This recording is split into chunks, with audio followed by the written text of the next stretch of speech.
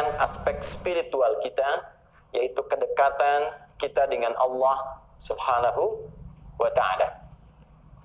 Baik, secara sederhana begini.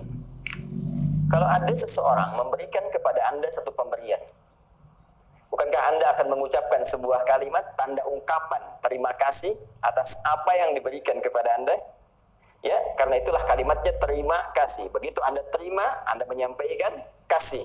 Ya, kalau kepada yang lain Anda bisa berikan, saya terima, saya bisa ngasih. Tapi pemberian kasih pertama, bukankah ucapan syukran Anda ucapkan terima kasih atas pemberian yang telah disampaikan. Sekarang Allah memberikan kepada kita lebih daripada pemberian makhluk, dan tidak ada bandingannya. Laisa kamitslihi syai'. Allah berikan kemenangan, Allah berikan kenikmatan, Allah berikan kesuksesan,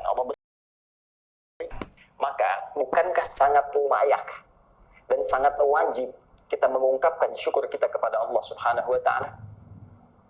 Baik, ketika kita akan mengungkapkannya, kita bertanya bagaimana jalannya, maka diberikan jalan untuk mengungkapkan itu kepada Allah dengan turunnya isyarat di surah Al-Kawthar itu. Ya, pemberian paling tinggi yang diberikan oleh Allah Khaliq kepada makhluknya dari kalangan hamba-hamba Allah Subhanahu wa ta'ala adalah pemberian kepada Rasulullah Sayyidina Muhammad sallallahu alaihi wasallam. Sebelum wafatnya, manusia paling mulia di muka bumi, orang yang paling takwa, yang dipuji oleh Allah, diturunkan jaminan satu surah tentang surganya.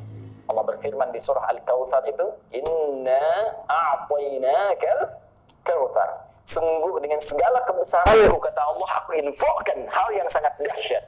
A'tainakal Kawthar. Kami telah tetapkan untuk Muhammad SAW kenikmatan yang banyak di surga. Ya, sampai kemudian dijelaskan di surah Ad-Duha itu, wala sawfa yu'tika rabbuka fatarda, akan diberikan oleh Rabbmu sampai kamu mengatakan puas ya Allah, nikmat ya Allah, luar biasa. Tapi ayatnya belum selesai di situ. Kembali ke Al-Kawthar. Ketika semua oleh Allah telah dijaminkan, diberikan, maka apa sikap yang harus dibangun oleh Rasulullah SAW? Ya, ternyata kalimatnya sangat indah, fasalli, maka bersyukurlah kepada Allah dengan mengungkapkan rasa syukur itu dengan cara menunaikan salat. Fasalli, maka salatlah Muhammad sallallahu alaihi wasallam. Maka dari sinilah teman-teman sekalian, syukur kita yang kita dapat saat meraih berbagai apresiasi pasca menunaikan siam Ramadan ini, sampai kita di awal Idul Fitri diminta kita mengungkapkan syukur kepada Allah Subhanahu wa taala, langsung dicontohkan oleh Rasulullah sallallahu alaihi wasallam. Ungkapan syukur ini dengan penunaian ibadah, sifatnya ritual, fungsinya peningkatan spiritual kepada Allah Subhanahu wa taala dalam bentuk salat. Jadi kalau Anda bertanya, apa tutorial pertama Idul Fitri yang dicontohkan oleh Nabi sallallahu alaihi wasallam berdasar isyarat Al-Qur'an, yaitu tutorial tentang salat Idul Fitri. Nah, kalau kalimatnya terasa panjang, maka kita bisa batasi dengan memendekkannya. Tutorial salat Id. Baik. Hingga di sini bisa dipahami? Nah, ini penting saya utarakan di awal pembahasan sebelum kita memulai tutorial salat Idul Fitri, agar kita terbiasa memahami tujuan dibalik ibadah yang diperintahkan oleh Allah kepada kita.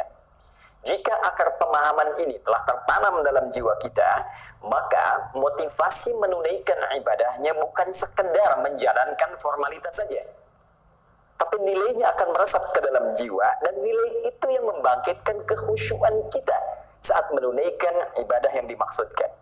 Jadi kalau Anda paham tentang alur, kenapa kita mesti menunaikan sholat Id ini, meskipun hukumnya secara fikih sunnah muakkadah tidak mendekati wajib dengan alasan tertentu, namun motivasi menunaikan ini begitu kuat karena korelasinya dengan ibadah siam kita rasanya tak bisa diputuskan begitu saja.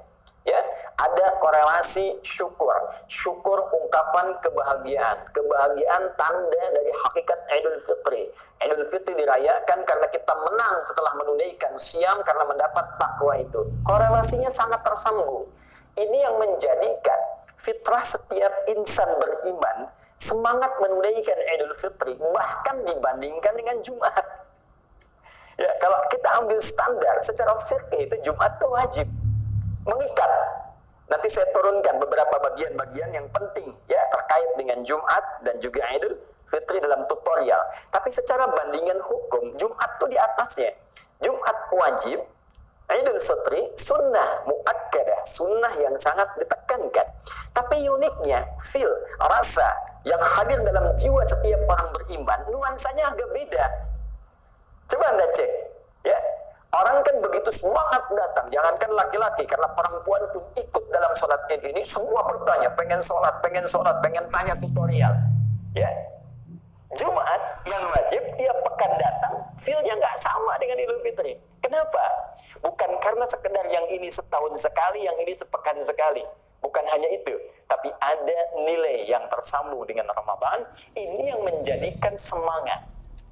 Setiap insan beriman, ketika menghadapi Idul Salat terasa berbeda dengan seorang yang menghadapi ibadah Jumat. Sekalipun sekali lagi dalam standar hukum fikih Jumat nilainya lebih tinggi pada strata wajib dibandingkan dengan salat Idul Fitri pada strata sunnah muakkadah.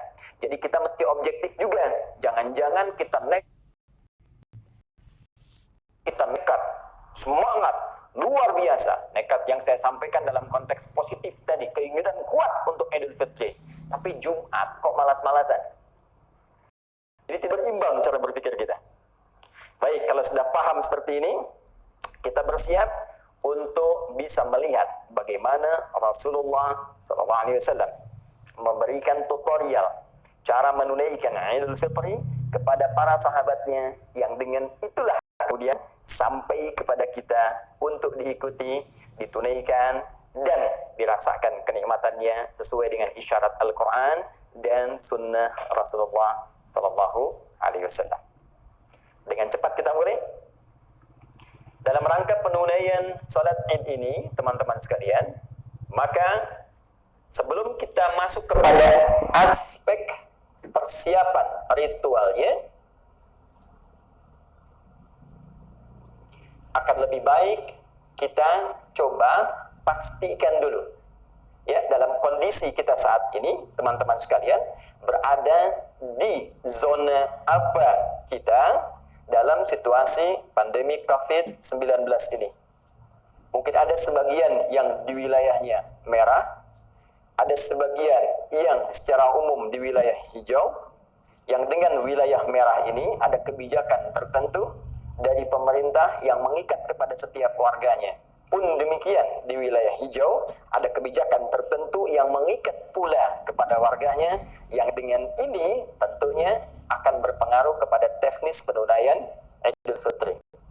Terlepas dari itu semua, saya menyarankan, memberikan himbauan kepada teman-teman semuanya untuk mengikuti dan berkoordinasi dengan pemerintahan setempat di tempat, di wilayah kita tinggal. Kalaupun kita berada di zona merah,